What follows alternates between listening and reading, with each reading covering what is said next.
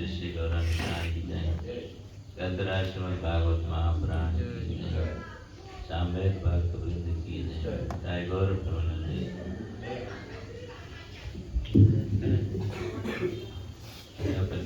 The Bhagavatam not here.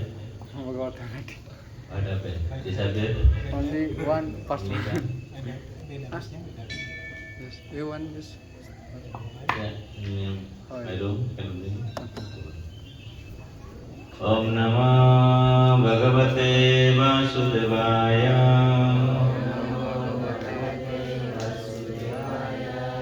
Om Namah Bhagavate Vasudevaya.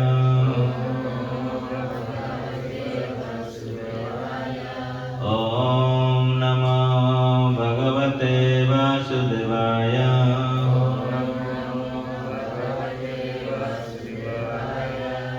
Narayanam Namaskrutyam Narashaiva Narottamam Deving Saraswati Vyasa Tato Jaya Mudiraye Nashtaprayeshu Abhadreshu Nityam Bhagavata Sevaya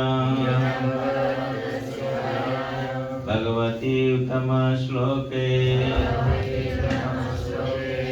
Bhaktir Bhavati Naistiki Grantharajan Bhagavatam ki.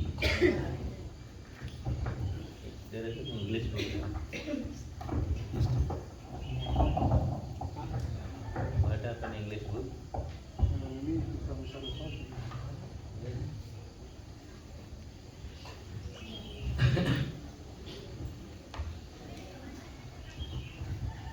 So we are continuing reading of Kunti Maharani's prayer, first canto, chapter 8, text number 32. Jadi Hari Krishna, Prabu dan Mataji, pagi ini kita akan melanjutkan untuk membaca doa-doa dari Ibu Dewi Kunti, di mana kita akan membaca hari ini skanda 1 bab 8 sloka 32. Kecitahurajam jatam punya sloka syakartaye punya sloka sakirtaye jadoh priyanna avadyaye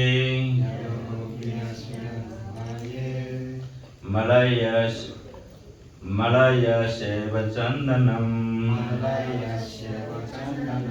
Kacit Ahur Ajam Jatam Punya Shloka Sakirtane Jadoh Priyano Bhayaye Malaya Seva Chandanam Kecil ahurajam jatam punya sloka syakirtaye Yadoho priyasyan wawe Malaya sewa candanam. Silakan Prabu. Kecil ahur ajam jatam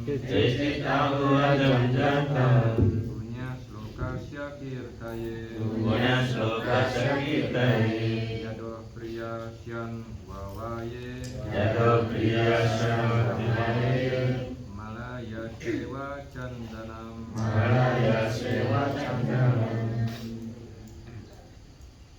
Okay, Mataji. Kakak.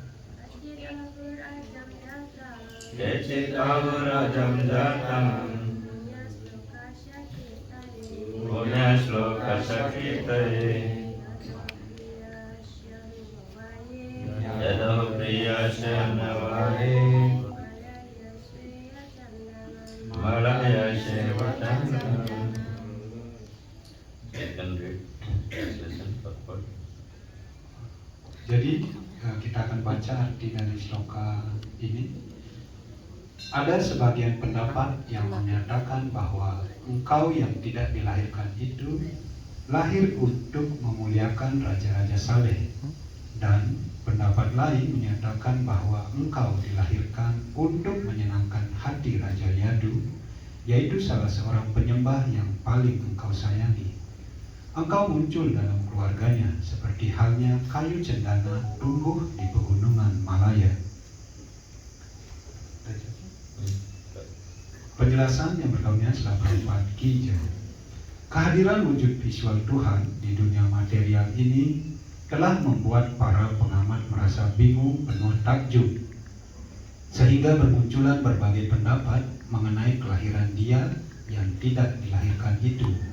Di dalam Bhagavad Gita, Sri Krishna menyatakan bahwa Dia telah menjelma ke dunia material ini, namun Dialah Sang Maha Pencipta dan yang tak dilahirkan.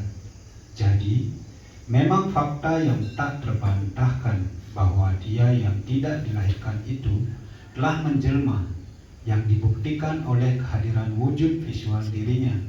Tetapi, masih ada berbagai pendapat mengenai mengapa Tuhan dilahirkan. Itu juga dinyatakan di dalam Bhagavad Gita. Dengan memanfaatkan energi internalnya, Tuhan telah menghadirkan wujud visualnya atas kehendak bebasnya, menegakkan kembali prinsip-prinsip Dharma, melindungi kesalehan, dan membasmi kejahatan. Itulah misi kemunculan Dia yang tidak dilahirkan itu. Namun, ada pernyataan bahwa kehadiran Tuhan itu adalah untuk mengharumkan kesalehan Maharaj Yudhishthira. Memang Sri Krishna menghendaki berdirinya kerajaan Pandawa guna mewujudkan kesejahteraan seluruh dunia. Apabila para penguasa terdiri dari orang-orang yang tak bertakwa kepada Tuhan, maka rakyat akan sengsara. Demikian juga sebaliknya, jika penguasa negara adalah orang-orang saleh, maka rakyat akan bahagia. Pada zaman kali, mayoritas negara-negara di dunia dikuasai oleh orang-orang yang tidak saleh, sehingga rakyat mengalami penderitaan yang tak berkesudahan. Tetapi sistem demokrasi yang tengah digalakkan di seluruh dunia saat ini, para pemilih adalah orang-orang yang tidak saleh, sehingga tokoh pilihan mereka pun adalah orang-orang yang tidak saleh. Karena itu mereka tidak dapat berbuat apa-apa atas penderitaannya. Maharaj Nala adalah seorang raja saleh, tapi dia sama sekali tidak ada kaitannya dengan Sri Krishna, sehingga namanya tidak seharum nama Maharaj Yudhishthira. Di sini dinyatakan bahwa tujuan kehadiran Sri Krishna di dunia ini adalah untuk mengharumkan nama Maharaj Yudhishthira sebagai raja saleh, dan Krishna telah mengharumkan juga nama Maharaj Yadu, karena di keluarga itulah dia muncul. Sri Krishna dikenal sebagai Yadava, Yaduwira, Yadunandana, dan sebagainya. Walaupun Krishna selalu bebas dari kewajiban seperti itu, kehadiran Krishna ibarat bertumbuhnya pohon kayu cendana di bukit-bukit Malaya. Pohon kayu cendana bisa tumbuh di mana-mana. Namun, pohon tersebut sebagian besar tumbuh di wilayah bukit-bukit Malaya, sehingga kayu cendana identik dengan perbukitan Malaya. Jadi, kesimpulannya adalah Tuhan senantiasa memiliki kehidupannya secara kekal tanpa harus dilahirkan oleh siapapun, ibarat matahari yang memilih terbit di ufuk timur, tapi dia bukanlah milik ufuk timur. Begitu pula, Tuhan bukan putra siapapun, melainkan dialah ayah segala jenis kehidupan yang ada. Penjelasannya berikutnya setelah Prabhupada Ki Jai. Om Jnanatimirandasya Jnananjana Shalakaya Chakyam Unvilitam Jena Tasmai Shri Gurave Namah. Sri Chaitanya Manobhishtam Stapitam Jena Bhutale Swayam Rupam Kadamayam Tadati Sopadantikam Bande Aham Shri Guru Shri Juta Padakamanam Sri Gurun Vaishnavansha Sri Rupam Sagrajatam Sahagana Raghunatamitam Tam Sativam Sadvaitam Savadutam Parijana Saitam Krishna Chaitanya Devam Sri Radha Krishna Padamsa Ganalalita Sri Shankanitamsa Namo Vishnu Padaya Krishna Prestaya Bhutale Srimate Bhakti Vedanta Swami Namine Namaste Saraswati Deve Gauravani Pracharine Nirvishesha Sunyavadi Paschatya Desatarine Vancha Kalpatarubhyasya Kripa Sindhubhaivacha Patitanam Pavanebhyo Vaishnavebhyo Namo Namo Jai Shri Krishna Chaitanya Prabhu Nityananda Shri Advaita Gadadhara Srivasadi Gauravakta Vrinda Hare Krishna Krishna Krishna Hare Hare Hare Rama Rama Rama Hare Hare Hare Krishna. Hare Krishna. Thank you, dear devotees. So, this morning those who have come for giving us your association for understanding Srimad Bhagavatam. Jadi terima kasih kepada para penyembah yang telah hadir pagi ini, yang telah memberikan pergaulannya pagi ini sehingga kita mampu mengerti tentang Srimad Bhagavatam. So, as a few days we are discussing the prayers of Queen Kunti. Beberapa hari terakhir ini kita telah mendiskusikan tentang doa-doa dari Dewi Kunti. So, because Srila Prabhupada mentioned many times the prayer of Kunti and the many prayers which is related in Srimad Bhagavatam, so they are very important for our journey of devotional service. Karena Srila Prabhupada berkali-kali mengingatkan atau menyatakan bahwa doa-doa Dewi Kunti dan juga doa-doa dari kepribadian agung yang ada di dalam Srimad Bhagavatam adalah doa-doa yang sangat penting bagi perjalanan kehidupan bakti kita. So last few days we are trying to understand ourselves how it will help in our devotional journey. Dan beberapa hari terakhir ini kita telah mendiskusikan sehingga hal tersebut membantu perjalanan kehidupan bakti kita. So yesterday morning we are discussing about how Kunti Maharani once went Brajbhumi to the house of Nanda Maharaj.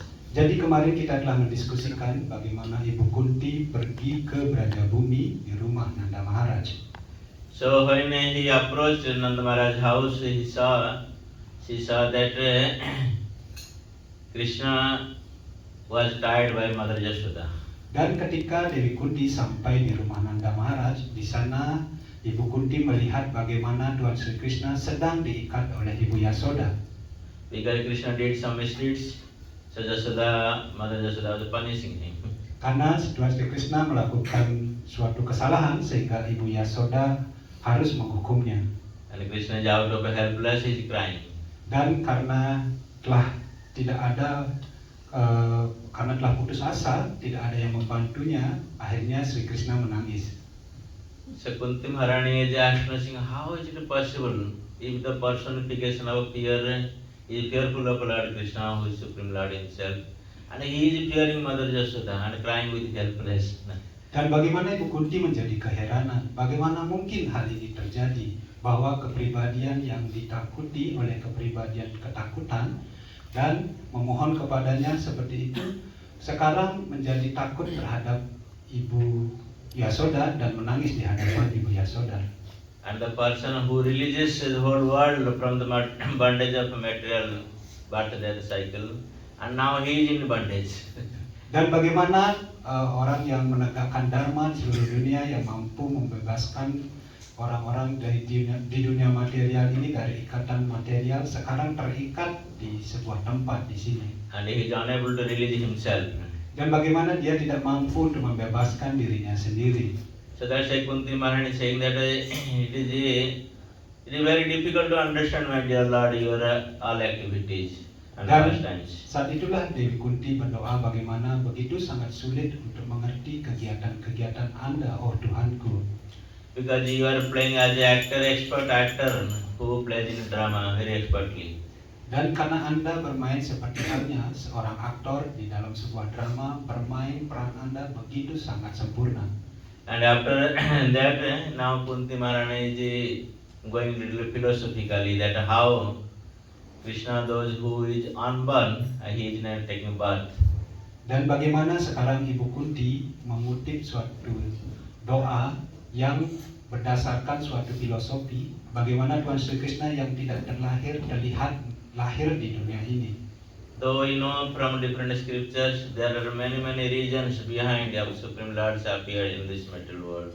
Dan seperti kita ketahui di berbagai macam kesusastraan bahwa begitu banyak keagamaan-keagamaan, keyakinan-keyakinan yang muncul ketika Tuhan Sri Krishna hadir di muka bumi ini. So our Acharya summarized in two main reasons for Krishna to come into this material world. Two main reasons our Acharyas, they concluded two main reasons for Krishna to come to this material world. Dan bagaimana para acarya telah menjelaskan ada dua keagamaan yang utama yang muncul ketika Tuhan Sri Krishna ada di bumi ini. So one thing is the external reason and second one is the eternal reason. Ya, yang pertama adalah keagamaan yang bersifat luar dan yang kedua adalah keagamaan yang bersifat dalam. So as we know that the external reason is the establishing the religious principle and killing the demons. Dan bagaimana dharma atau dharma yang ada, yang pertama yang bersifat eksternal itu adalah Tuhan Sri Krishna menunjukkan bagaimana beliau menegakkan prinsip-prinsip dharma dan membunuh para asura atau para raksasa. Because as every millennium, Krishna, the Supreme Lord, has to come to establish the religious principle. Because he made this religious principle, so he has to establish himself. Dan bagaimana setiap milenium Tuhan Sri Krishna muncul untuk menegakkan kembali dharma-dharma, dan karena pada saat itu dharma sudah tidak ada lagi sehingga harus Tuhan sendiri yang menegakkan dharma tersebut. And those who are disturbing this establishing the religious principle, of course they have to get out from that place. So Krishna has to get rid of them, killing the demons. Dan siapapun yang menghalangi Tuhan Sri Krishna untuk menegakkan kembali prinsip-prinsip dharma harus pergi dari tempat ini. Yang artinya bahwa Tuhan Sri Krishna harus menghancurkan atau memusnahkan raksasa-raksasa itu. But the external region is not much important for Krishna. Even by staying in his own abode Golok Vrindavan, he can perform these activities. Tetapi dharma atau dharma yang bersifat luar ini bagi Tuhan Sri Krishna tidak terlalu penting, karena dari Goloka Vrindavan tempat Tuhan Sri Krishna sendiri tinggal, beliau mampu melakukan kegiatan ini. So by his sweet will he can perform this activity. He does not need to come personally. Dengan kehendaknya sendiri yang begitu manis, Tuhan Sri Krishna bisa melakukan kegiatan ini. Tidak penting beliau harus turun ke bumi ini. Because the main reason of Krishna coming to this material world is because he has so much love and affection for this living entity, those who are suffering in this material world. Tetapi keagamaan yang paling penting atau yang lebih penting bagi Tuhan Sri Krishna adalah bagaimana beliau menunjukkan rasa kasih sayang kepada seluruh makhluk hidup yang ada di muka bumi ini yang begitu menderita yang ada di dunia material. So to get rid of from this material bondage, Krishna comes every time and he performs a wonderful pastime and with it reciprocate with his devotees in the love and devotion. Dan bagaimana untuk membebaskan makhluk-makhluk atau makhluk-makhluk hidup tersebut, bagaimana Tuhan Sri Krishna turun ke dunia material ini untuk menyelamatkan mereka dan juga membalas kasih sayang dari para penyembahnya yang telah menunjukkan rasa bakti kepada Tuhan Sri Krishna. Because Krishna is always looking for a love and reciprocation of love and devotion among himself and his devotees. Dan bagaimana Tuhan Sri Krishna selalu menanti atau mencari cinta kasih yang diberikan oleh para penyembahnya dan membalas cinta kasih itu antara dirinya dengan penyembahnya. He does not like to kill the demons because he does not do like that act of killing someone. Sebenarnya Tuhan Sri Krishna tidak suka untuk membunuh raksasa. Dia tidak suka memainkan peran untuk membunuh seseorang. Also he does not enjoy to kill the raksasa. He enjoys to playing with coward boys and cows, calves and playing fruits. He enjoys those activities. Dia tidak berharap untuk membunuh para raksasa, tetapi bagaimana Sri Krishna sangat berharap atau berkeinginan untuk bermain-main dengan para penyembahnya, untuk melakukan cinta kasih atau membalas cinta kasih dari para penyembahnya. But here Kunti Maharani is giving few points why the unborn has taken birth. Tetapi di sini bagaimana Ibu Kunti telah memberikan sudut pandangnya, bagaimana Tuhan yang tidak terlahirkan bisa lahir di muka bumi ini. So here Kunti Maharani is giving reason that Krishna has taken birth to glorify the pious kings. Dan di sini bagaimana Ibu Kunti menyampaikan bahwa Tuhan Sri Krishna lahir di muka bumi hanya untuk mengagungkan raja-raja yang saleh. As you know from the scriptures, Krishna, personally the Supreme Lord, has taken birth in two families, the family of Sun dynasty and the family of Moon dynasty. Dan bagaimana di dalam kesusastraan kita telah tahu bahwa Tuhan Sri Krishna lahir di dua dinasti, yaitu dinasti matahari dari dinasti Surya dan satu dari dinasti bulan atau Chandra. And Supreme Lord, as we know that when he took shelter of Sun dynasty, he came as Lord Ramchandra. Dan bagaimana Tuhan Sri Krishna untuk berserah diri kepada dinasti bulan, beliau muncul sebagai Sri Ramachandra. No, Matahari ya, matahari. Beliau muncul sebagai Sri Ramachandra. So, so he glorified that dynasty, his Sun dynasty. Dan bagaimana dengan kehadiran beliau sebagai Ramachandra, beliau mengagungkan dinasti matahari ini. So we don't need to discuss more about this, but we see that how Krishna appeared in the Moon dynasty.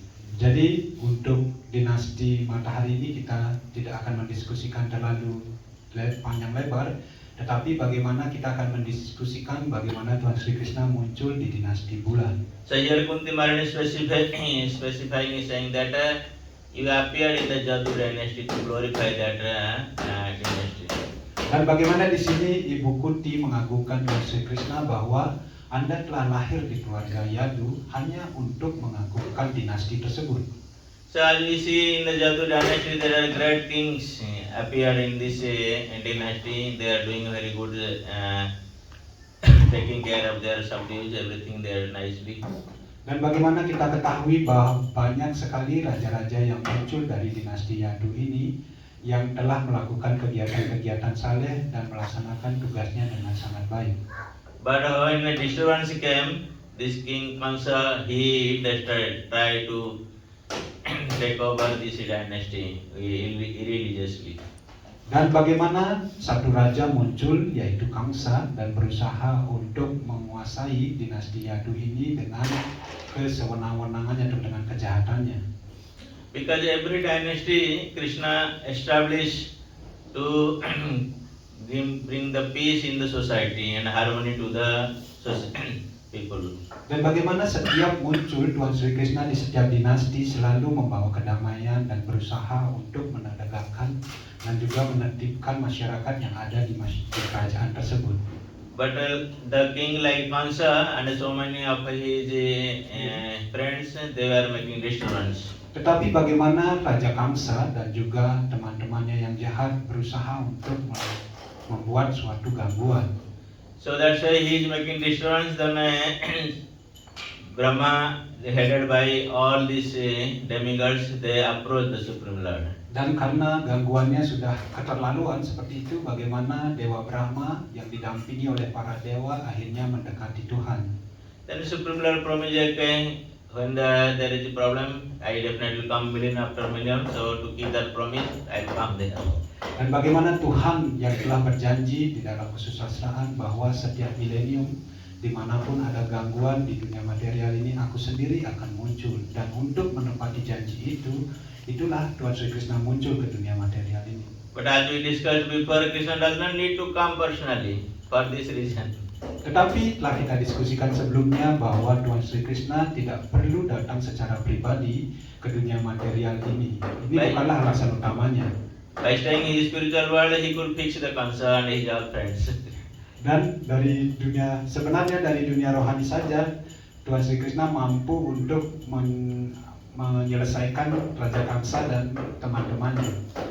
But he wanted to release his own pastime with his coward boys and friends. Tetapi bagaimana beliau ingin membuat suatu lila bersama teman-temannya, teman-teman gembala sapinya.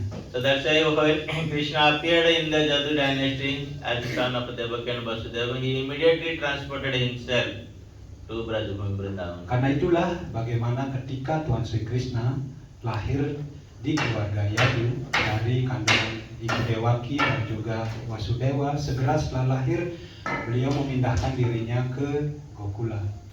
So in Brajabhumi Vrindavan, Krishna performed his pastime and he released his own pastime with his own inmates, friends. Dan bagaimana di Brajabhumi Tuhan Sri Krishna melakukan begitu banyak lila-lila bersama teman-teman gembala sapinya. So but after that, actually that is the foremost desire of Krishna to come. That's why he fulfilled his own desire first. Then he thought, okay, demigods they prayed, okay, I have to do now some other activities. Dan bagaimana karena itulah Tuhan Sri Krishna muncul hanya untuk memenuhi segala janji-janjinya. Yang pertama beliau muncul di penjara Kamsa itu hanya untuk memenuhi keinginan dari penyembahnya, dari doa-doa para dewa untuk menginginkan beliau muncul di dunia material ini. Setelah hal itu selesai, akhirnya beliau juga melakukan misi selanjutnya, yaitu pergi ke Brajabhumi atau Goluka ini. So then he came to Mathura.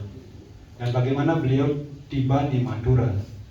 And somehow he released from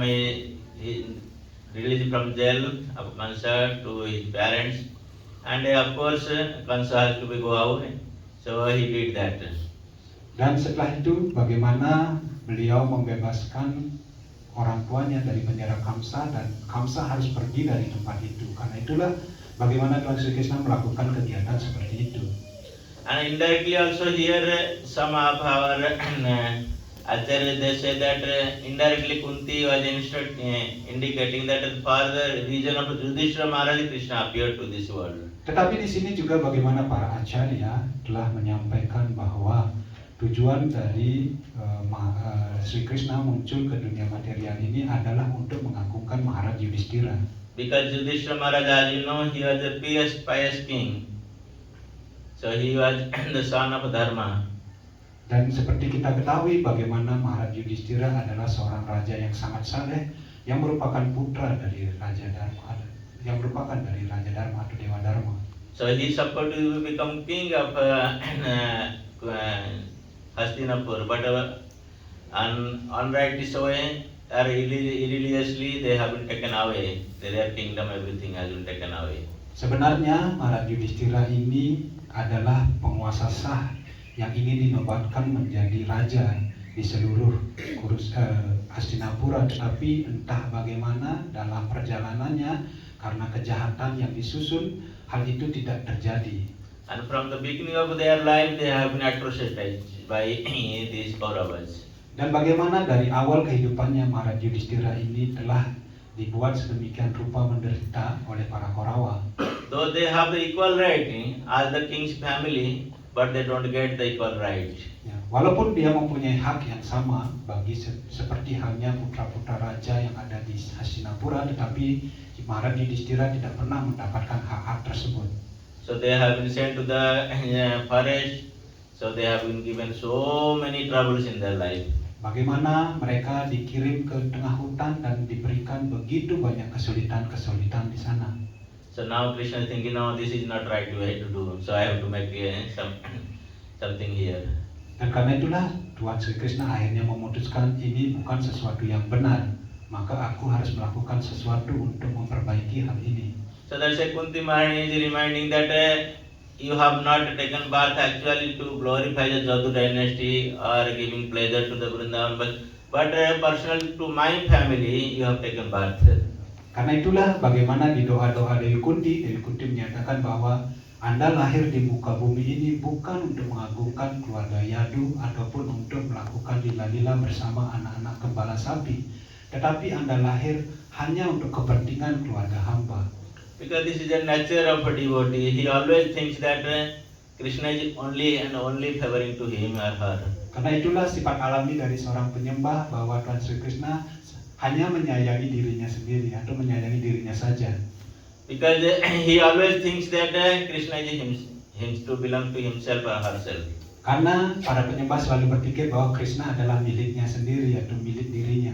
So this is the special relation that devotee developed with Krishna when they have engaged in devotional service. Dan ini adalah suatu hubungan yang manis yang dimiliki oleh seorang penyembah ketika mereka melakukan pelayanan bakti kepada Tuhan.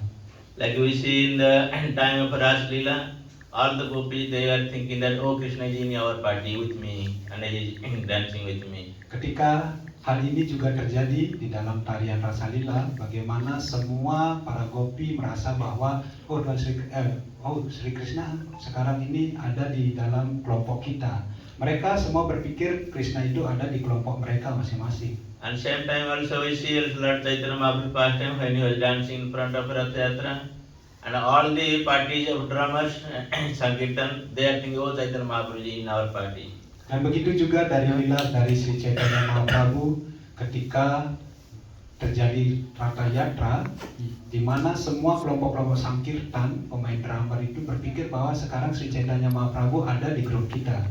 So because this is a devotee, they develop the taste and unalloyed devotion toward the Supreme. They think that oh Krishna is only belongs to me. Karena para penyembah mendapatkan rasa ketika melakukan pelayanan bakti, sehingga mereka berpikir bahwa Tuhan Sri Krishna adalah milik saya.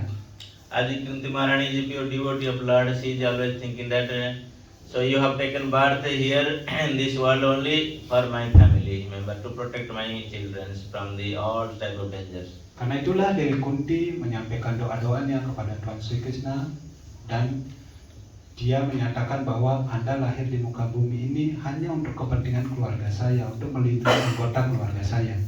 So Kunti Maharani here is comparing that Krishna as a sandalwood who appears in the Malaya hill. Dan bagaimana Dewi Kunti membandingkan atau mengibaratkan Tuhan Sri Krishna itu seperti halnya kayu cendana yang muncul atau yang tumbuh di hutan Malaya. Because Malaya hill is glorified by only due to sandalwood. Karena Bukit Malaya itu diagungkan karena tumbuhnya pohon cendana di bukit itu. Because if there is no sandalwood, there is no value of Malaya chandan, right? Karena jika tidak ada pohon cendana tumbuh di bukit tersebut, maka kota Malaya atau daerah Malaya ini tidak akan terkenal sama sekali. So like the when Krishna appeared in the Jadu dynasty, only Jadu dynasty become glorified. Other before was Jadu dynasty also, but nobody was asking about Jadu dynasty. But after Krishna's appearance, everybody glorified that dynasty. Seperti halnya dinasti Yadu ini menjadi begitu agung dan begitu banyak orang membicarakan dinasti Yadu ini karena setelah kemunculan dari Tuhan Sri Krishna. Sebelumnya walaupun banyak ada raja-raja agung yang lahir dari keluarga Yadu, tetapi sebelum kemunculan Tuhan Sri Krishna, orang-orang tidak pernah menanyakan dan tidak begitu tertarik terhadap dinasti Yadu ini. So in this incident actually we can learn many things for our devotional life. Dan karena itulah banyak sekali hal-hal yang bisa kita pelajari mengenai hal ini untuk kemajuan pelayanan bakti kita. So many times we are performing a devotional service. If somebody suppose pujari doing dressing, there is a rather sorry here. So we think that oh I dress very nicely, that's why he looks very beautiful today. Seperti contohnya bagi para pujari yang mungkin melakukan dressing untuk arca seperti itu, dia selalu berpikir bahwa oh karena saya dressing arca ini sehingga si Radharaseswar sekarang terlihat sangat cantik. I'm not blaming or discussing any devotees.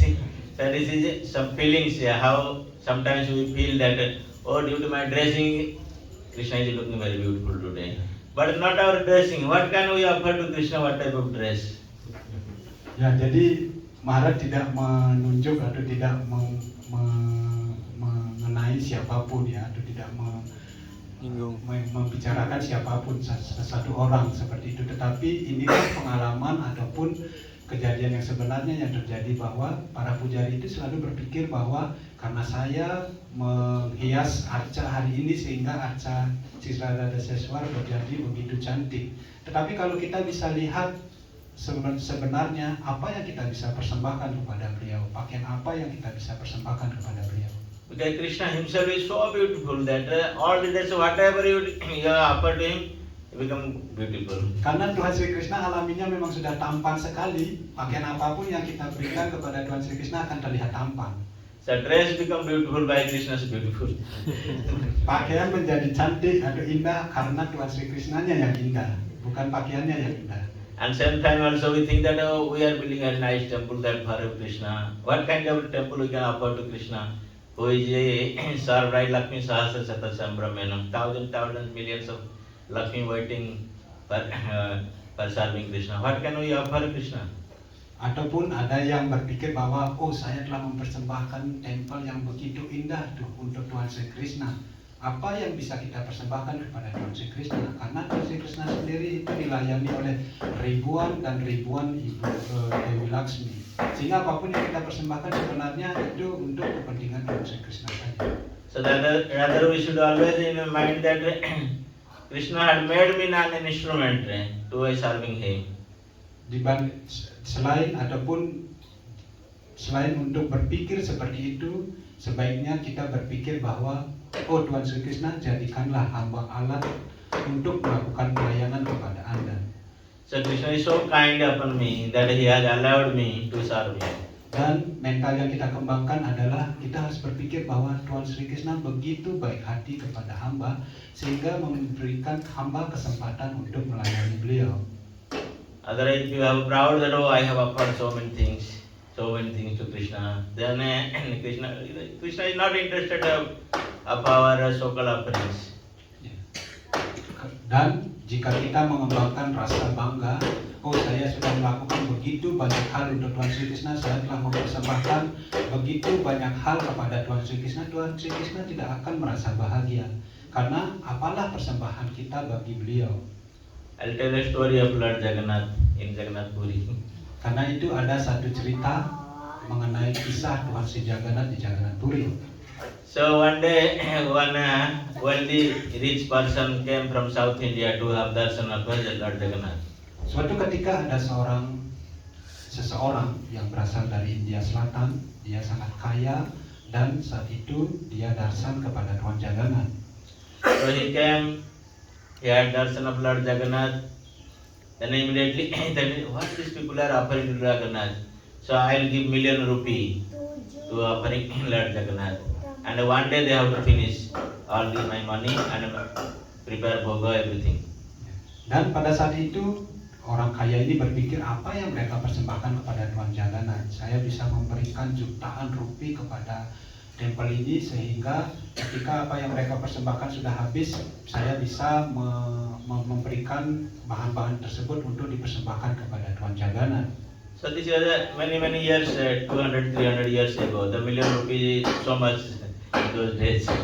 Nah, jadi kalau kita bandingkan dengan sekarang 200 atau 300 tahun yang lalu, jutaan rupiah itu adalah jumlah uang yang sangat banyak sekali. So he asked the temple management, so I will give 1 million rupee, you have to finish in one day. All bhoga, whatever you like to buy, offer to Jagannath, you must finish in one day. Dan orang kaya ini berkata kepada Pak Ponda ataupun pengurus tempel tersebut dan mengatakan hari ini saya akan memberikan 1 juta rupiah. Tolong habiskan 1 juta rupiah ini dalam 1 hari. Apapun yang Anda ingin persembahkan kepada Tuhan Jagannath, persembahkan semuanya dan uang 1 juta rupiah ini harus sudah habis dalam 1 hari. Then the management now had a problem. They thought, how can we spend this so much money in one day for service of Jagannath? Dan pengurus ashram pada saat itu menjadi kebingungan. Bagaimana kita bisa menghabiskan uang 1 juta rupiah dalam 1 hari? Apa yang kita belikan untuk Tuhan Jagannath sehingga uang ini bisa habis dalam 1 hari? Because one day we are cooking for so many certain number of people and this so the calculator no they cannot finish in one day. Akhirnya pengurus ashram menjadi pusing. Mereka mulai menghitung-hitung kalau kita berikan masak, kemudian kita bagikan prasadamnya kepada sejumlah orang ini, kemudian kita bagikan kepada orang ini. Ketika dihitung tetap saja mereka berpikir tidak akan habis 1 juta rupiah ini dalam 1 hari. But this businessman was completely adamant, no, you must finish in one day. What kind of service you are doing? Tetapi orang yang pengusaha ini terus memaksa bahwa harus habis 1 juta rupiah ini dalam 1 hari. semua uang ini harus habis. Apa yang kalian persembahkan untuk Tuhan Jagannatha? So now the chief pujari, so he went and prayed Lord Jagannath, my dear Lord Jagannath, please help me. Kemudian pujari atau ketua pujari atau kepala pujari di tempel tersebut karena kebingungan akhirnya berdoa kepada Tuhan Jagannatha. Tuhan Jagannatha, tolong berikan kami pemecahan dalam masalah ini. So if you cannot give us the solution, then this person businessman will bad name about you. Dan jika Anda tidak memberikan pemecahan kepada masalah ini, maka pengusaha ini akan menghina Anda, oh Tuhanku Jagannatha. Then Jagannath told them, okay, forget about the other service. You tell the businessman only he has to give me a betel nut pan. Kemudian Tuhan Jagannatha muncul di hadapan kepala pujari tersebut dan berkata kepada kepala pujari tersebut, lupakan semua urusanmu hari ini, hanya datang kepada pengusaha itu dan katakan kepada pengusaha itu, persembahkanlah kepadaku buah pinang dan sirih. You know the pan means betel nut. So the pujari asked, how is it possible? Is only 1 paisa? No. Kemudian pengusaha itu menjadi sedikit gusar karena hanya diberikan kesempatan untuk melakukan pelayanan itu. Bagaimana mungkin saya bisa mempersembahkan hal yang kecil ini hanya 1 sen saja harganya. No, you tell him my pan should be smelled with Gajamati means the pearls coming from the head of elephant. Kemudian Tuhan Jagannatha, Honda itu kembali kepada Tuhan Jagannatha dan menyampaikan kejadian tersebut. Kemudian Tuhan Jagannatha menyampaikan lagi kepada kepala pujari tersebut, tolong katakan kepada pengusaha tersebut, ini bukan sirih atau pinang biasa. Pinang ini harus muncul dari kepala seekor gajah. And that moti or pearls is not so cheaply available to with all elephants. Only few elephants if you kill, then you get maybe one. Karena tidak semua gajah menghasilkan buah pinang ini. Mungkin dari ribuan gajah hanya beberapa saja yang menghasilkan, dan dari beberapa itu hanya 1 saja yang menghasilkan pinang seperti ini. So then the pujari told the businessman, okay, you just our Lord told that you just offer 1 pan. He think, how can a pan? This is only 1 rupee I can spend. No, I want to give 1 million. Kemudian kepala pujari tersebut datang lagi kepada pengusaha itu dan mengatakan, Tuhan Jagannatha hanya menginginkan 1 biji buah pinang dari Anda. Kemudian pengusaha ini menjadi marah. Bagaimana mungkin saya bisa persembahkan 1 buah pinang saja? Saya ingin memberikan 1 juta rupiah kepada Tuhan Jagannatha. And then when pujari explained how the pan should be, then now headache came to this businessman. Kemudian kepala pujari menceritakan jenis buah pinang apa yang diinginkan oleh Tuhan Jagannatha, dan pada saat itu pengusaha ini menjadi sakit kepala. So now immediately he understood that how he was proud of to give something to Supreme Lord. Dan pada saat itu bagaimana kebanggaannya menjadi hilang, dan dia mulai mengetahui, menyadari apa yang harus dipersembahkan kepada kepribadian Tuhan yang tertinggi. The point here, as Kunti Maharani's prayer, what I understood myself, that Kunti Maharani is saying that only due to Krishna, all the family of Jadu dynasty and Kuru dynasty, everything was glorified. Only due to Krishna. Dan di sini dari doa dari Kunti juga kita bisa menyimpulkan bahwa hanya untuk Tuhan Sri Krishna saja bagaimana dinasti Kuru dan dinasti Jadu itu muncul. And also, as a devotee, we should understand ourselves, our identity only due to Krishna. If Krishna is out of our equation, then we have no identity in this material world. Dan seperti itu juga bagi diri kita sendiri, kita muncul di dunia material ini hanya karena Tuhan Sri Krishna. Jika tidak ada Tuhan Sri Krishna, mungkin kita tidak akan bisa hadir di dunia material ini. So many times this comes to our devotee mind. Oh, I have been devotee from so many years, so many my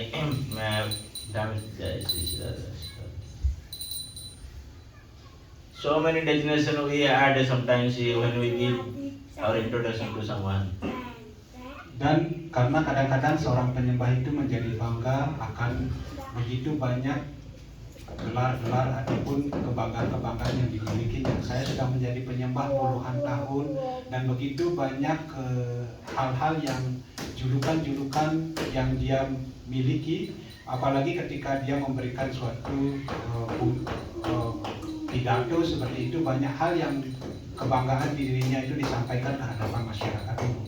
Because all our identification are valid when Krishna is in center in our life.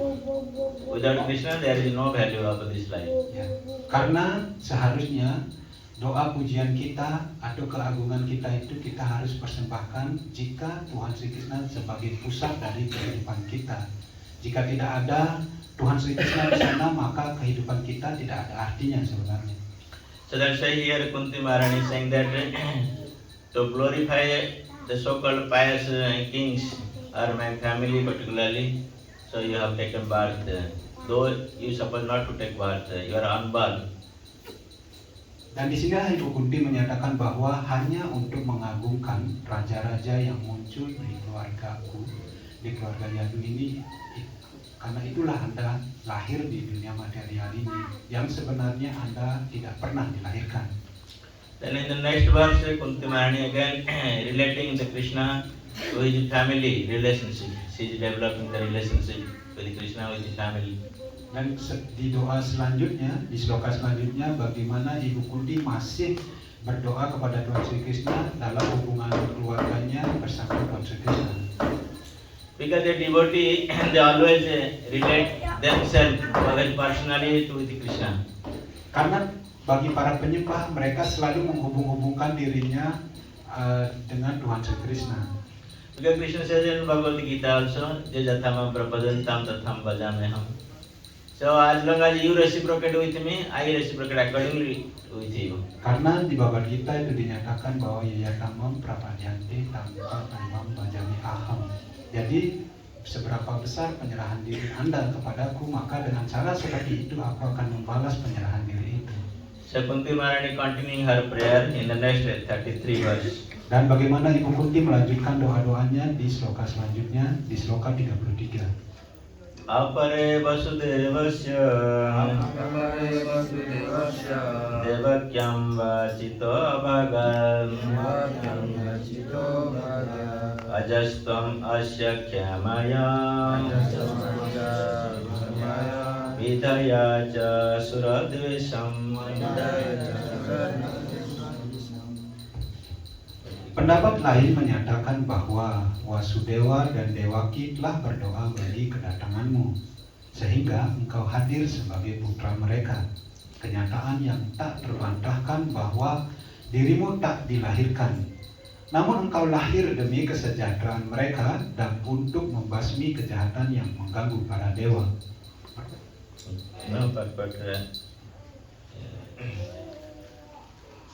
so here Kunti Maharani relating Krishna again to her brother Vasudeva. Dan di sini bagaimana Dewi Kunti kembali menghubungkan Tuhan Sri Krishna dengan saudara laki-lakinya yaitu Vasudewa.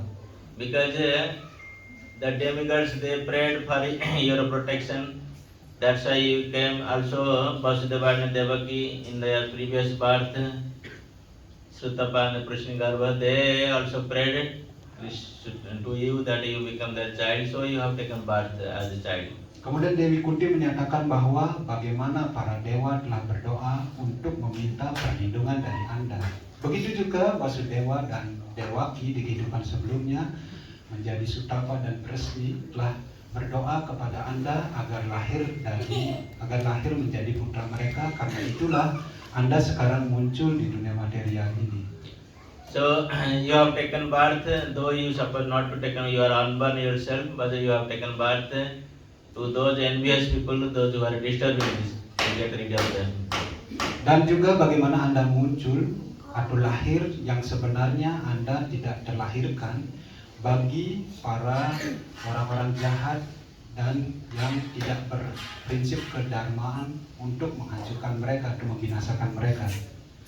So from this incident we understood that how Krishna is completely, he never forgets his promise. What he promised to his devotee, he always fulfills.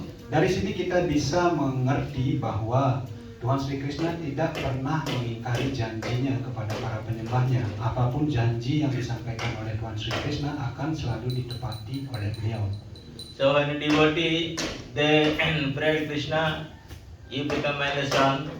The Krishna has no choice. to come as their son. Contohnya jika seorang penyembah berdoa kepada Tuhan Sri Krishna, mohon Anda lahir menjadi putra Anda, maka Tuhan Sri Krishna tidak punya pilihan lain. Jadi Tuhan Sri Krishna akan lahir menjadi putranya.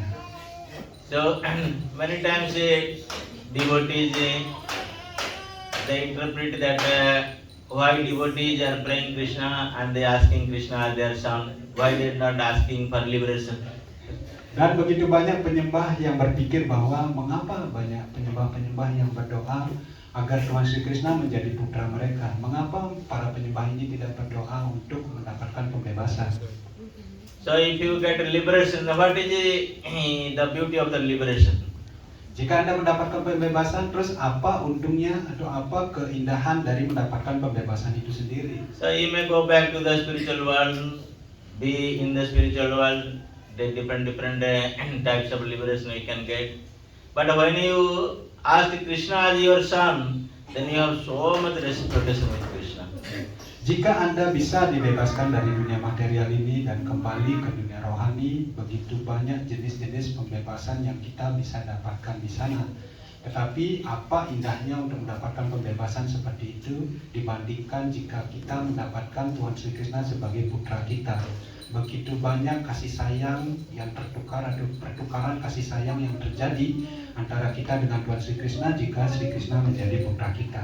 So when Krishna takes birth as your child or your son, then you always think of the well-being of that same Supreme Lord who is thinking everybody's well-being. Jadi jika Tuhan Sri Krishna muncul menjadi putra kita, maka begitu banyak hal yang kita bisa pikirkan, yang kita bisa lakukan untuk beliau, di mana orang-orang tidak mampu untuk berpikir tentang hal itu. So you are thinking that if I don't feed him, he will become in hunger. But he is feeding all over the universe. Ya, jika kita berpikir, kita akan selalu berpikir bahwa bagaimana caranya memberikan makan kepada Tuhan Sri Krishna jika dia merasa haus dan merasa lapar. Yang orang lain juga mungkin tidak akan berpikir seperti itu. And every step of your life you are thinking about your child. So he maybe some dangers will come, this thing, that thing. You are always thinking about Krishna. Seperti halnya jika kita juga mempunyai seorang anak, kita akan selalu berpikir jika dia berjalan atau pergi seperti itu, bahaya apa yang akan terjadi di hadapannya. Seperti itu juga jika Tuhan Sri Krishna menjadi putra kita, kita akan menjadi cemas. Bahaya apa yang akan terjadi di hadapan anak kita, Tuhan Sri Krishna ini. Because when Krishna comes as your child, so you have natural reciprocation with your love and devotion towards the Supreme Lord. Karena jika Tuhan Sri Krishna muncul sebagai putra kita, maka kita akan mendapatkan pertukaran rasa bersama Tuhan Sri Krishna dengan begitu cinta dan kasih kepada beliau. But if we get liberation, you don't get that opportunity. Tetapi jika kita mendapatkan pembebasan, maka kita tidak akan mendapatkan kesempatan seperti itu. That's why devotee always wants to be Krishna to their son or their friend or their conjugal. So they want to reciprocate with Krishna with the different relationship. Karena itulah bagi para penyembah, mereka selalu berdoa atau berkeinginan agar Tuhan Sri Krishna muncul sebagai putra mereka, sebagai teman mereka, sebagai kekasih mereka. Karena dengan cara seperti itu begitu banyak pertukaran cinta atau pertukaran rasa yang terjadi antara Tuhan Sri Krishna dengan para penyembahnya. As here Kunti Maharani is saying that Devaki and Vasudeva in their previous birth they prayed Supreme Lord to become child. So you may think that whether Supreme Lord himself is forced to take birth or he is out of love he takes birth. Karena itulah Ibu Kunti menyampaikan di doa ini bagaimana Devaki dan Vasudeva di kehidupan sebelumnya telah berdoa kepada Tuhan dan menginginkan Tuhan lahir menjadi putra mereka. Karena itulah bagaimana Tuhan atas cinta kasihnya kepada para penyembahnya muncul menjadi putra dari Devaki dan Vasudeva. As you see in the pastime of Karda Muni, when he was doing meditation for 1,000 years, so he did not have any intention to ask some boon for Krishna from Supreme Lord. Seperti halnya juga dari kisah Kardama Muni, bagaimana Kardama Muni ketika bermeditasi selama ribuan tahun, beliau tidak mempunyai keinginan apapun atau harapan apapun yang diinginkan dari kepribadian Tuhan Yang Maha Esa. And when Krishna, Supreme Lord saw that he is doing meditation without any so-called desire, then he appeared to Kardamani.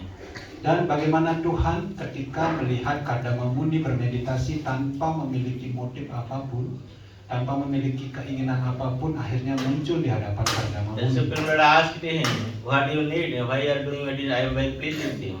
Dan bagaimana Tuhan bertanya kepada Kardama Muni, apa yang kamu inginkan? Mengapa kamu bermeditasi kepada diriku? Jika tidak menginginkan apapun. Then Kardamani replied, "I don't have any such desire. Only one desire to fulfill my order of my father." Dan Kardama Muni menjawab pertanyaan dari Tuhan, aku tidak memiliki keinginan apapun untuk melakukan meditasi ini. Satu-satunya keinginanku adalah untuk memenuhi keinginan dari ayahku. Because father of Kardamani, Lord Sri Brahma, he wanted Kardamani should expand the creation. Karena pada saat itu Dewa Brahma, ayah dari Kardama Muni, menginginkan Kardama Muni untuk mengembangkan populasi di dunia material ini. Kardamani could ask, "My dear Lord, please liberate from this place. Why I should go entangle with this material creation? No, please liberate me." He did not ask that. He asked, "My dear Lord, I will just fulfill my father's desire." Sebenarnya Kardama Muni mampu atau bisa saja berdoa kepada Tuhan, "Oh Tuhanku, bebaskan hamba dari dunia material ini. Mengapa Anda ikat hamba di dunia material ini?" Tetapi Kardama Muni tidak berdoa seperti itu. Tetapi Kardama Muni hanya berdoa kepada Tuhan bahwa hamba ingin memenuhi keinginan dari ayah hamba. And Supreme Lord now become very pleased. Okay, so I will become your son. Dan bagaimana Tuhan menjadi puas dengan doa dari Kardama Muni ini dan akhirnya mengatakan bahwa baiklah, aku akan menjadi putramu. So that's why Krishna accept those persons as a parent, his own parent. They are not ordinary person in this world. Karena itulah Tuhan Sri Krishna tidak menerima ayah atau orang tua bukan dari orang biasa. Krishna personally choose them to become his parents. Krishna memilih sendiri siapa yang akan menjadi orang tuanya. So Krishna does not allow everyone should come and die like Mother Jashoda, right?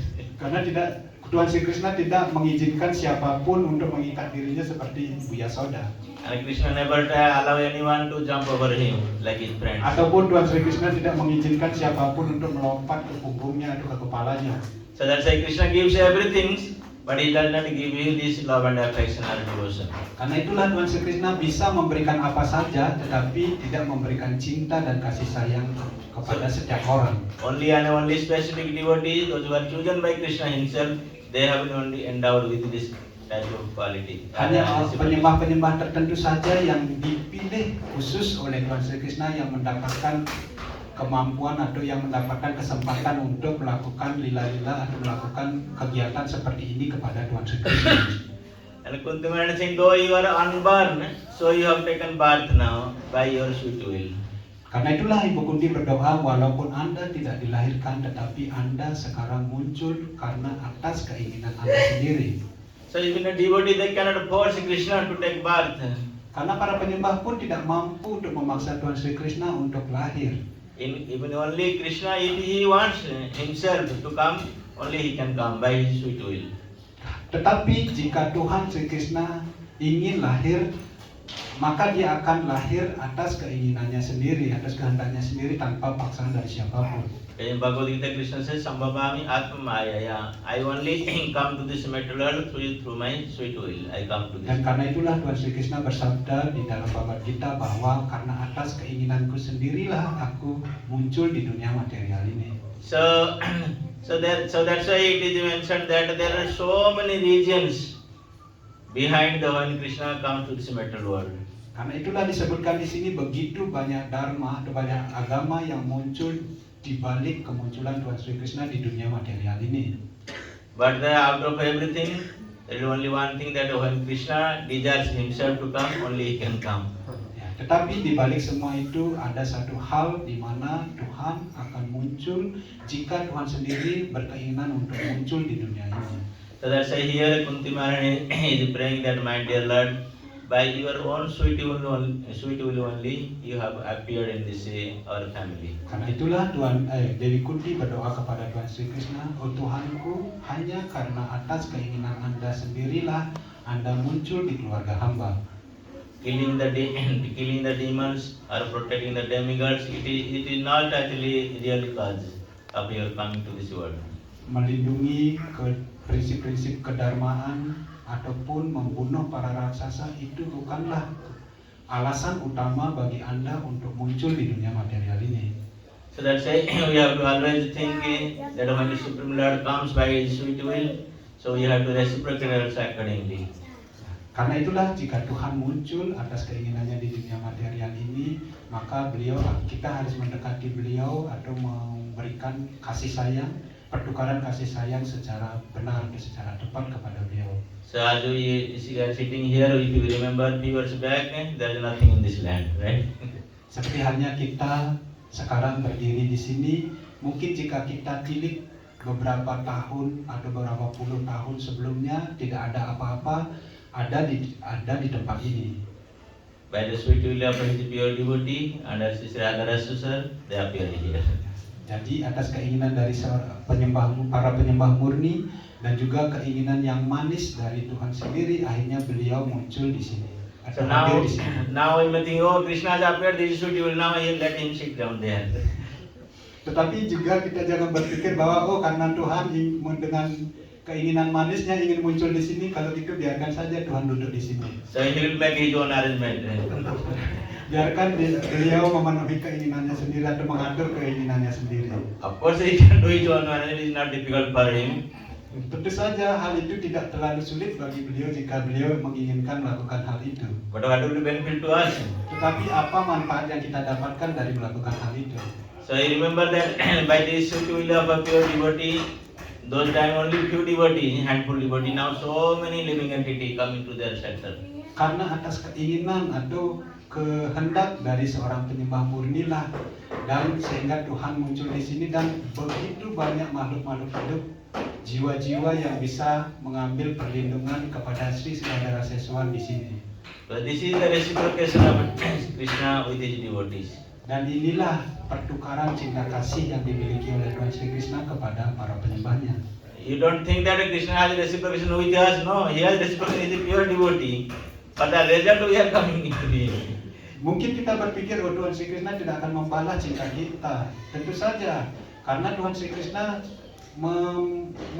melakukan pertukaran cinta kasih kepada para penyembah murninya, dan hasil dari pertukaran cinta kasih antara Tuhan dengan para penyembah murninya itulah kita bisa hadir di sini pagi ini atau di sini di Radharasa. So that's why we have to always be obliged and always understand and think that how the pure devotees of Krishna, they are so much merciful towards living entity like us.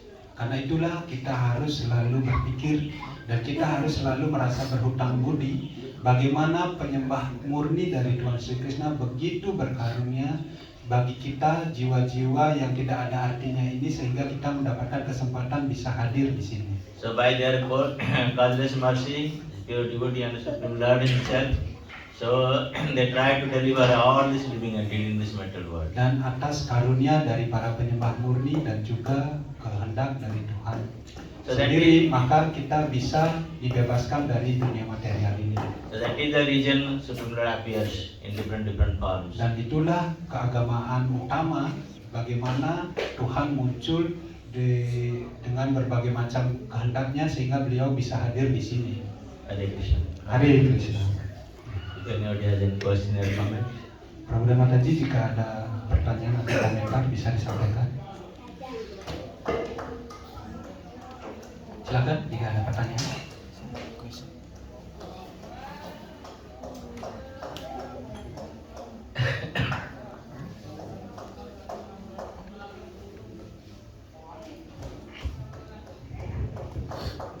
No question, no comment.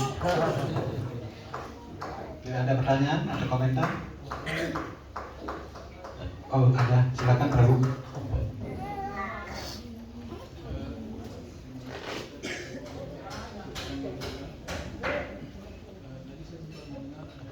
Yang kerasa.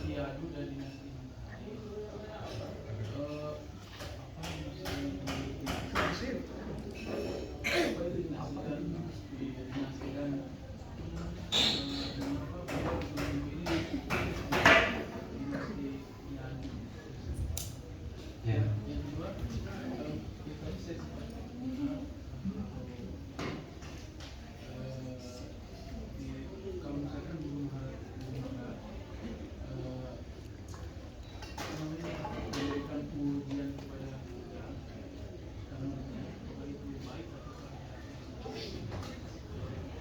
are two questions from Prabhu. One question is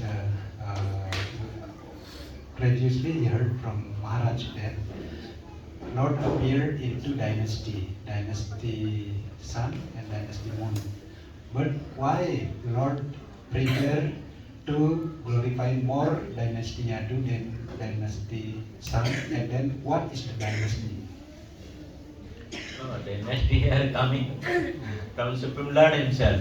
The dynasty. Ya, dinasti itu adalah muncul dari Tuhan sendiri. So, because in the Sun dynasty also is not like that. Krishna did not bless them. So he came as Supreme Lord Ram to bless that dynasty. Ya, sebelumnya dinasti matahari ini juga tidak terlalu terkenal atau tidak terlalu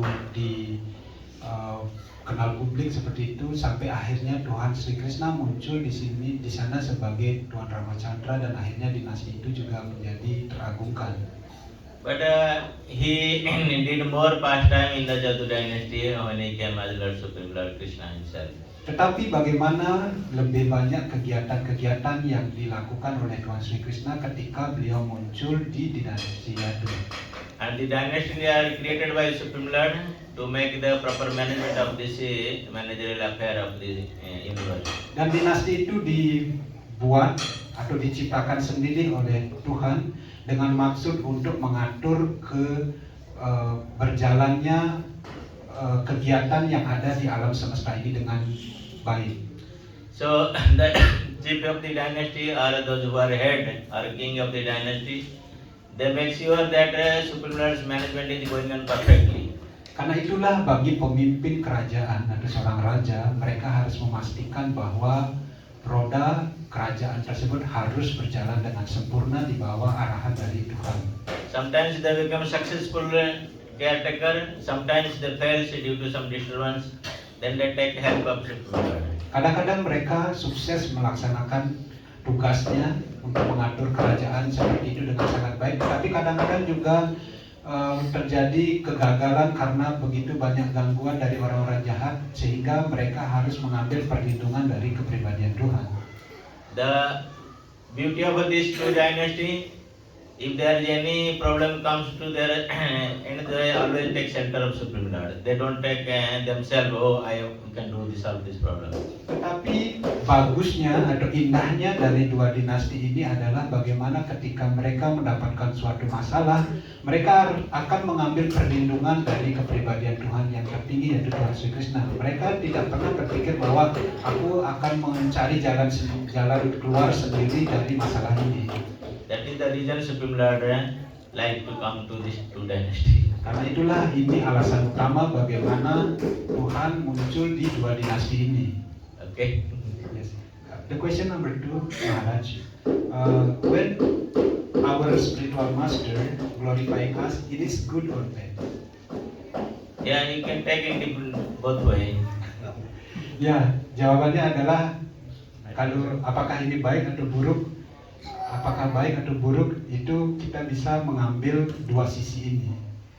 So good way you should take that. Oh, Guru Maharaj inspiring me to do more and more service. Ya, dari sisi baiknya kita bisa berpikir bahwa tuh Guru Maharaj saya menginginkan saya untuk melakukan lebih banyak lagi pelayanan dan lebih banyak lagi pelayanan. So if you other think, oh, I am very good, that's why Guru Maharaj is praising me. So then slowly come down. Tapi kita jangan berpikir bahwa Guru Maharaj menganggap saya atau telah melihat saya begitu bagus. Ya, saya melakukan begitu kegiatan atau pelayanan yang bagus untuk Guru Maharaj. Tidak berpikir seperti itu, karena jika berpikir seperti itu maka lama-kelamaan kita akan jatuh. So that's why we have to be very careful when Guru Maharaj is glorifying us. Karena itulah kita harus sangat berhati-hati jika guru kerohanian kita memuji kita. Hare Krishna. Hare Krishna. Ya. So thank you very much. Question. Terima kasih banyak. Ada pertanyaan dari Mataji, silakan. Kenapa Tuhan menciptakan karma yang meningkat? Why Lord created fit dharma or cheating dharma, not original dharma? No. It is wrong that Lord created cheating dharma. Lord created the original dharma. Dharma sansthapanarthaya sambhavami. But also, whatever Krishna established is a pure dharma. Cheating dharma comes when the living entity they try to interpret. Jadi ya, Tuhan tidak pernah menciptakan dharma yang palsu. Apapun yang dharma yang diciptakan oleh Tuhan itu adalah dharma yang asli, dharma yang sesungguhnya. Tetapi mengapa muncul dharma-dharma yang menipu ini? Karena ketika makhluk hidup yang ada di dunia material ini mencoba untuk menginterpretasi dharma yang diciptakan oleh Tuhan sendiri. The Supreme Lord has given us this independent mind and independent to all the living entities. Karena Tuhan memberikan sedikit kebebasan atau kemerdekaan kecil bagi semua makhluk hidup. And due to his independent power, the living entity sometimes he takes everything as the Supreme Lord says, and sometimes he try to misinterpret or disobey. Karena kemerdekaan atau kebebasan kecil inilah, maka makhluk hidup ada yang berusaha untuk menegakkan apapun yang disampaikan oleh Tuhan, tetapi ada juga yang berusaha untuk menyalahgunakan kebebasan tersebut dengan menginterpretasi maksud yang atau dharma yang sudah diciptakan oleh Tuhan untuk kepentingan dirinya sendiri. Then cheating dharma propagates everywhere. Then again Krishna has to again come to establish the real dharma. Jika ada seseorang yang menyalahgunakan kekuasaannya untuk menginterpretasi dharma ini, maka Tuhan akan muncul kembali ke dunia ini untuk menegakkan dharma-dharma tersebut. But as Supreme Lord, he never propagated the cheating dharma. Tetapi Tuhan tidak pernah menyebarluaskan dharma-dharma yang tidak asli atau dharma-dharma yang menipu ini. Because Supreme Lord, he always wants the well-being of living entity. He doesn't want to be just a living entity who suffer. Karena Tuhan selalu menginginkan yang terbaik atau kebahagiaan atau hal yang terbaik bagi semua makhluk hidup. Karena Tuhan tidak pernah menginginkan makhluk hidup itu menjadi menderita.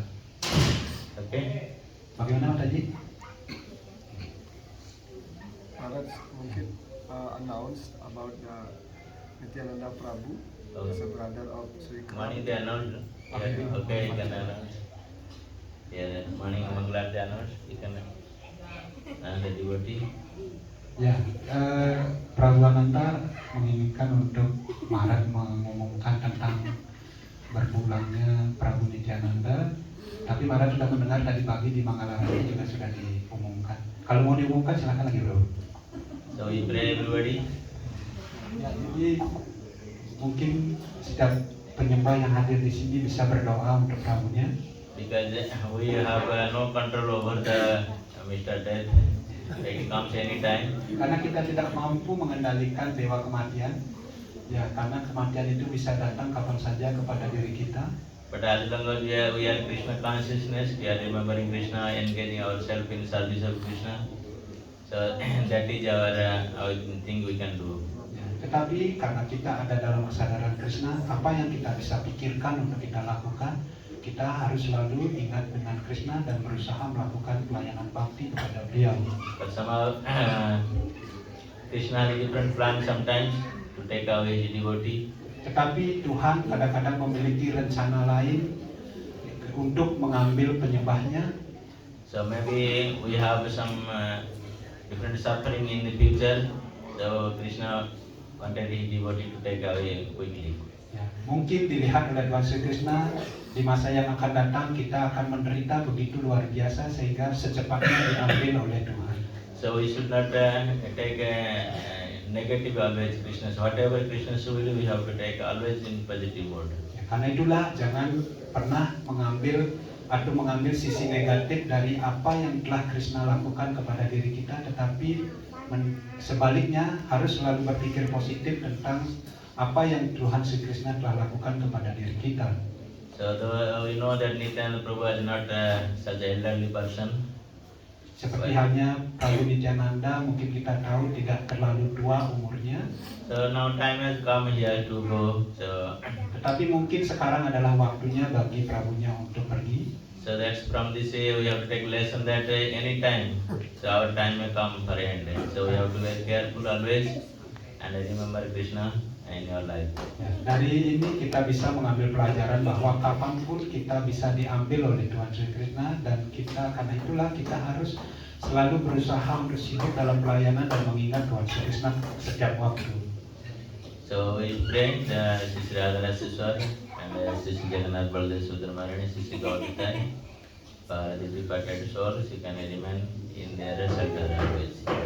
Karena itulah dimohon kepada Prabu dan Mataji, kita berdoa kepada Sri Radha Raseswar, Sri Jagannath Baladev Sudharmarani, Sri Gauritai, kepada Prabunya yang telah berpulang hari ini, semoga beliau selalu mendapatkan perlindungan di kaki Padma dari Sri Radha So our Raseswar. prayer is very simple. The Sri Prabhupada gave chant Hare Krishna and offer the Hare Krishna Mahamantra to the departed soul. Jadi doa apa yang bisa kita panjatkan untuk Prabunya? Setelah Prabhupada menyatakan doanya sederhana, ucapkan Mahamantra Hare Krishna untuk kepentingan jiwa atau kepentingan Prabunya yang telah berpulang. Hare Krishna, Hare Krishna, Krishna Krishna, Hare Hare, Hare Ram, Ram Ram, Hare Hare. Hare Krishna. Hare Krishna. So thank you devotees for your association again. Terima kasih kepada para penyembah atas pergaulannya lagi hari ini atau pagi ini. As I told that I am not a good speaker, just I try to take inspiration from all of you and share with you. Mungkin Maharaj bukan pembicara yang ahli atau yang pembicara yang bagus, tetapi bagaimana Maharaj berusaha mengambil inspirasi dari semua penyembah yang hadir pagi ini untuk mendengarkan beliau. So thank you again for coming and giving your association and inspiration. Terima kasih kepada Prabu dan Mataji yang sudah memberikan pergaulan dan inspirasi pagi ini. Hare Krishna. Dan Srimad Bhagavad Mahapuran ki Jai. Srila Prabhupada ki Jai. Sambil Bhakti Ki Jai. Gaur Premanande. Hare Krishna.